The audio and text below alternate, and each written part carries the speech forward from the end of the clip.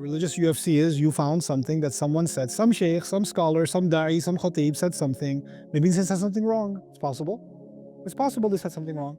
Now what do? You won't believe what this person just said.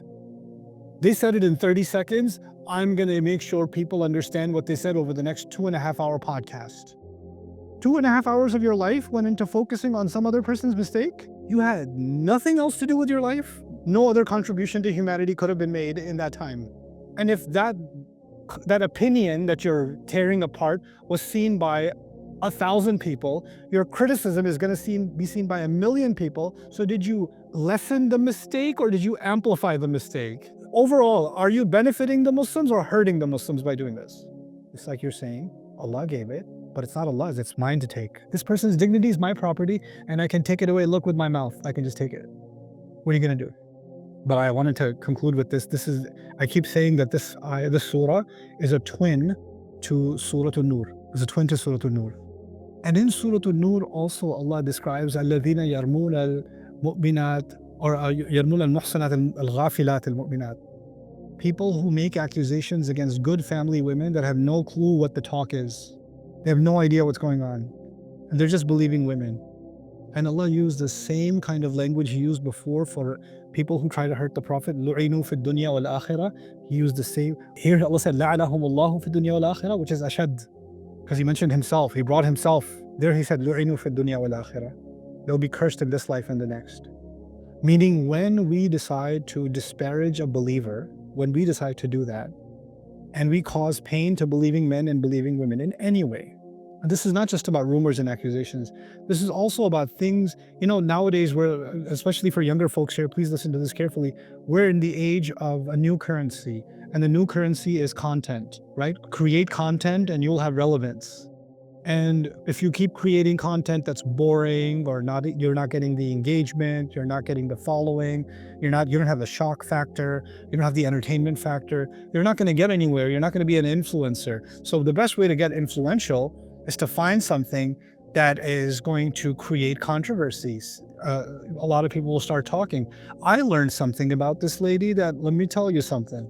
I learned something about this masjid, or da da da. I learned something about this imam, blah, blah, blah. And then start something. And you just put that as a little, a thumbnail so it gets more views. Shocking truth about Sheikh, da da da da da. Or sister so-and-so, who you thought you knew, right? And now that'll get current because it'll get millions of views. It'll get millions of views. So this is done, one, to expose people's personal lives or, create doubts about their character. But it's another thing that's being done now. Now I call it the religious UFC, right? The religious UFC is you found something that someone said, some sheikh, some scholar, some da'i, some khatib said something. Maybe they said something wrong. It's possible. It's possible they said something wrong. Now what do? You won't believe what this person just said. They said it in 30 seconds. I'm going to make sure people understand what they said over the next 2.5-hour podcast. Their mistake was that deep for you? 2.5 hours of your life went into focusing on some other person's mistake? You had nothing else to do with your life? Nothing else was going on. No other contribution to humanity could have been made in that time. And if that opinion that you're tearing apart was seen by 1,000 people, your criticism is going to be seen by 1,000,000 people. So did you lessen the mistake or did you amplify the mistake? Are you benefiting the Muslims or hurting the Muslims by doing this? Hurting the Muslims. وَالَّذِينَ يُؤْذُونَ الْمُؤْمِنِينَ وَالْمُؤْمِنَاتِ بِغَيْرِ مَا اكْتَسَبُوا. What is most Islamic content becoming? Most content online, if you look for Islamic content, does most of it have to do with actually learning something productive or undoing somebody else? Refutation of this, expose of that, the true story behind this one, the false narrative of that one, the kufr of this one, the ridda of, oh my God, this is Islam? Thousands of hours of this? Thousands of hours, and then who's got time to study Surah Al-Ahzab, man? Who's got time? That's a lot of work. I'd rather just listen to dirt on this sheikh, and then people at the bottom, mashallah, jazakallah khair, and you saved me, I used to listen to this person, and now Allah has saved me, jazakallah khair, now I know he's a real shaitan. Thank you so much. You just recorded your adha, and when you say something stupid, it comes out of your mouth and it disappears into the universe. The angels recorded it, but it's not being echoed. You're not going around saying it all the time. You made a comment online, you made a video online, and you did it 50 years ago. People are still coming and watching that and adding to your sin over and over and over and over again. Are they not? You're a hit piece about someone that fed your ego. You really took them down. What did you get out of it? You got a continual penalty, a boulder that keeps getting bigger and bigger and bigger and bigger, and you're walking around like ain't nothing. If Muslims had this mindset, I'm telling you, the way we deal with people we like and the way we deal with people we don't like, the people we agree with, the people we don't agree with, I think the amount of content online would drop dramatically. Like there would be like a 60% reduction in content if Muslims were living by this. And the problem is, if you're not going to produce this, then what are you going to produce, right? Because I need content. And by the way, who consumes that content? You know who consumes that content? I call them bottom feeders. Because when you produce filth, who's going to eat filth? People that like eating filth, right? Here you have a surah that's telling you, I want to remove filth from the household. And here we have cultures that are promoting filth, celebrating filth, going around forwarding the filth. Did you see this? Oh my God, that was amazing. Or did you see this? Astaghfirullah, it's so bad. I hope it's not true. Forward it to the rest of your family though. وَالَّذِينَ يُؤْذُونَ الْمُؤْمِنِينَ وَالْمُؤْمِنَاتِ بِغَيْرِ مَا اكْتَسَبُوا فَقَدِ احْتَمَلُوا بُهْتَانًا وَإِثْمًا مُبِينًا. You know, the toughest, last thing I'll say to you about this, the toughest people, I think the quality of toughness in the Qur'an is sabr. Quality of toughness, if you want to know what toughness is in the Qur'an, it's sabr, right? So there's sabr on the battlefield, there's sabr, وَاصْبِرْ عَلَى مَا يَقُولُونَ وَاهْجُرْهُمْ هَجْرًا جَمِيلًا, right? One story I think about that really shakes me is Yusuf alayhi salam. And Yusuf alayhi salam, like, okay, so he's a kid, so he's not tough yet, he's just a kid, and he gets kidnapped. And he gets kidnapped by people who he trusts. Then he has memory of being thrown into a well by people that are supposed to protect him. Then he has memory of people taking him out of that well, and instead of them being a source of mercy for him, they commodify him and put him in a market where goats and sheep are sold. Then from there, he finds some relief. Maybe this man is going to treat me well, and things are going okay for a little bit, and he ends up having to deal with a psycho lady that's obsessed with him. Then he has to spend time in jail. Years of his own whole youth spent in jail. Is that an easy life? Do you ever, if you read the story carefully, do you ever hear him complaining? In fact, one of the worst episodes of his life was the jail. And in jail, he's talking to other prisoners saying that Allah has done a huge favor on me and my family. He's optimistic in jail. And with no possibility of parole, no possibility of a hearing, nothing. And he's optimistic, and Allah has done a huge favor on my family. I come from the legacy of Ibrahim alayhi salam. That's the conversation in jail. Why am I bringing that up? He gets out of jail. He becomes a minister. He's in the position of power. Everything's changed. And then his brothers are in front of him. Okay. Has he been through pain in his life?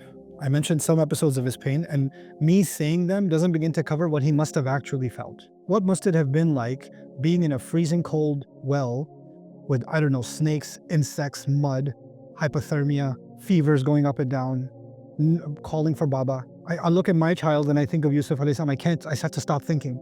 I have to stop thinking, right? He's gone through pain, and now he's standing in front of his brothers. Does he tell them who he is? He doesn't. He doesn't tell them who he is. And then this whole scheme of accusing Binyamin of stealing. And what did they say? They said, oh, he stole? No surprise. He used to have a brother who was a thief too. That's what they said. Who are they referring to? He used to have a brother who was a thief too. Yusuf alayhi salam. That man has gone through so much pain, and now he's hearing painful words again. You would think these words are no comparison to the life in jail, to the humiliation that the minister's wife caused, to the kidnapping, to the beating, to the years of suffering. And now he's hearing painful words from his own family, yes? Allah says for the first time, أَسَرَّهَا يُوسُفُ فِي نَفْسِهِ وَلَمْ يُبْدِهَا لَهُ. Yusuf kept it, meaning the al-huzn al-shadid, wal-ghadab, wal-ghayth, right? The frustration, the anger, the anxiety, the humiliation, al-dhillah. He kept it all inside of him. وَلَمْ يُبْدِهَا لَهُمْ. And he didn't let them see it. He didn't show it to them. For the first time, you're describing Yusuf alayhi salam in pain. And the ha, sarraha, is mighty because it's not even capturing one emotion. Ha is here, lil-jama'. So many emotions were just raging into him. The pain is overwhelming. And he's in his heart, he's saying, Antum sharrul makan, and you're even worse than you used to be. That's what he's saying to them in his heart. Why am I telling you all of this? Because words words are real pain. I mean, a man's life in pain, and Allah didn't describe his pain. And he's there and he's hearing these words and he's in pain. وَالَّذِينَ يُؤْذُونَ الْمُؤْمِنِينَ وَالْمُؤْمِنَاتِ بِغَيْرِ مَا اكْتَسَبُوا فَقَدِ احْتَمَلُوا بُهْتَانًا وَإِثْمًا مُبِينًا. For Allah to record that moment and what he felt inside of him, and he kept it inside. For Allah to record that moment of pain as opposed to what he felt when he was in the well. What fear he felt and what sadness he felt when he was in the jail. What disappointment he felt, what betrayal he felt when he was when his brothers were beating him and taking him. What longing for his father he felt when he was a servant. What, frustration and resentment and anger he felt towards an unjust criminal justice system. None of it. None of those emotions have been described. That one emotion when painful words were given are described. Does the Qur'an put weight on words? Does the Qur'an put weight on sharp comments, on humiliation, done directly, indirectly, side jabs, snickering comments, scoffing? This book goes as far as to say, what are the crimes of the kuffar? ثُمَّ النَّظَرُ ثُمَّ عَبَسَ وَبَصَرَ ثُمَّ أَدْبَرَ وَاسْتَكْبَرَ لَيُزْلِقُونَكَ بِأَبْصَارِهِمْ لَمَّا سَمِعُوا الذِّكْرَ وَلَّا مُسْتَكْبِرًا كَأَنَّهُ لَمْ يَسْمَعْهَا. Quran over and over again. What is it? The anger, the ego on the face, the way they stare at you, the way they make faces at you, the way they want to look at you and to make you fall over, the way they turn their heads and walk away. Body language. Body language is recorded in the Quran because it causes pain. Because even if you didn't say a word, can your face cause pain? Can you make someone feel worthless by the face you make? By the body language you make? By the way you do this? Or Can you do that? These ayat are very heavy. It was easy to read about the honor of the Prophet ﷺ and the munafiqun who are causing him pain because there's a level of distance between us and that. But Allah took that sentiment and said, if you love your Prophet, then you will love everyone that he loves. You will love everyone that he loves. And who does he love? النَّبِيُّ أَوْلَى بِالْمُؤْمِنِينَ مِنْ أَنفُسِهِمْ. So if you love him and you honor him, directly as a result, you will honor other believers. Even when you have a disagreement with them. Even when you have a disagreement. It's, when I was teaching Surah An-Nur many years ago, inshallah I'll teach it again next year. There's this hadith that just, I failed to make sense of this hadith for so long because it's so out of this world. He's doing tawaf. Rasul is doing tawaf. And he has such an attachment to the Kaaba that he's talking to the Kaaba. He used to talk to the Kaaba. Can you imagine the level of attachment? Ma a'zamaki, ma a'zama hurmataki. How amazing you are. How amazing your sanctity is. How sacred you are. How great your sacredness is. And he says, وَالَّذِي نَفْسِي بِيَدِهِ, and I swear by the one who holds my life in his hands. I swear by Allah who's holding my life in his hands. The sanctity of a believer is greater than yours. That's what he tells the Kaaba. To Allah, the dignity of a Muslim is more valuable than the dignity of the Kaaba, the center towards every Muslim's prayer, the direction of every believer's prayer. And Allah says, no, the ruh that Allah put inside a human being and that ruh decided to believe, the ruh that all the angels were made to do sajda to, and then that ruh decided to turn back to Allah, that ruh that هُوَ الَّذِي يُصَلِّي عَلَيْكُمْ وَمَلَائِكَتُهُ لِيُخْرِجَكُم مِّنَ الظُّلُمَاتِ إِلَى النُّورِ, that soul, that is sacred to Allah. That is sacred to Allah. أَنْ يُظَنَّ بِهِ إِلَّا خَيْرًا. أَلَّا يُظَنَّ بِهِ إِلَّا خَيْرًا. That hadith ends, his money, his blood, his life, and that nothing but good should be thought about it. That's the sanctity of a believer. SubhanAllah. When Allah said, وَلَقَدْ كَرَّمْنَا بَنِي آدَمَ, we honored the children of Adam. Just stop and just think about what he said. We honored the children of Adam. When Allah gives something, do you get to take it away? When you try to take away something Allah gave, is that a crime against a person or a crime against Allah? It's a crime against Allah. It's like you're saying, Allah gave it, but it's not Allah's, it's mine to take. I can take it when I feel like it. It's my property. This person's dignity is my property, and I can take it away. Look with my mouth. I can just take it. What are you going to do? This is why in Surah An-Nur, when somebody's talking about somebody else, immediately you're supposed to say, Subhanaka ma yakunu lana an natakallama bihadha. How perfect you are, Ya Rabb. We just committed an act of blasphemy against you. It's not okay for us to be talking about this. Where did that Qur'an go from Muslim consciousness? Where did that Qur'an go? I don't care how bitter I am, how angry I am, how frustrated I am, how I feel like I was done wrong, how somebody falsely lied against me, falsely testified against me. I don't care if they humiliated me, they stole from me, they hurt me, they hurt my family. They did all that. if they did all that, I still don't have a right to humiliate them. I don't have that right. They did all of it. And I say, you know what? They did it. I'm going to do it too. What they do is between them and their Rabb.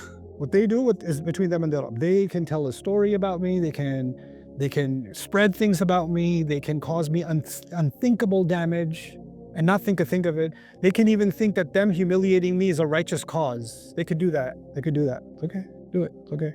I know nobody's innocent. I'm not innocent. You're not innocent. But I also know that Allah's justice is not the same as mob justice. If someone's not innocent, there's a way to deal with that lack of innocence. There's either the court of law or the divine court. That's it. Those are the two courts. Any other court is this وَالَّذِينَ يُؤْذُونَ الْمُؤْمِنِينَ وَالْمُؤْمِنَاتِ. This is the court. And if I'm taking you back as a last comment. If we go back to what Allah said in the surah, مَا كَانَ لِمُؤْمِنٍ وَلَا مُؤْمِنَةٍ إِذَا قَضَى اللَّهُ وَرَسُولُهُ أَمْرًا أَنْ يَكُونَ لَهُمُ الْخِيَرَةُ مِنْ أَمْرِهِمْ. It's not possible for a believing man and a believing woman, when Allah has made a decision about a situation, on any issue, Allah has made a decree that they have any choice in their own situation. They don't get to make their situation an exception to God's rule and say, no, that is God's rule, but I'm really mad right now. That is God's rule, but I need to finish writing this post. That is God's rule, but let me finish this comment and hit send, then I'll go back to God's rule. You don't have that. If you're a believer, you don't have that choice. So if you feel like you have that choice and you exacted that choice, what does that say about your state of belief? Because that ayah is only for who?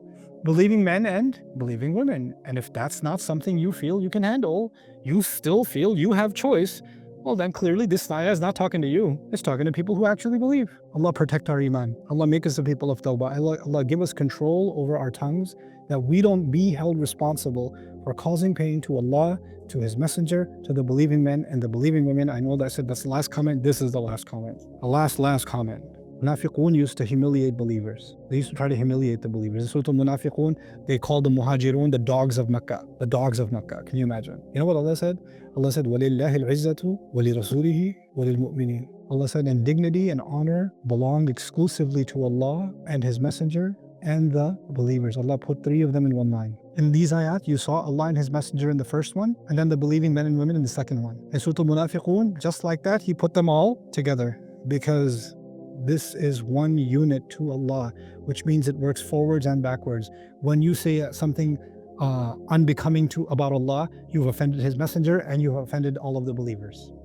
When you attack the Messenger of Allah, you've tried to attack Allah and you've attacked the believers. When you attack the believers, you have attacked the Prophet and attacked Allah. All for one for all. That's the principle. If that's the guiding principle for the Muslims, wallahi, we are the most powerful nation on earth.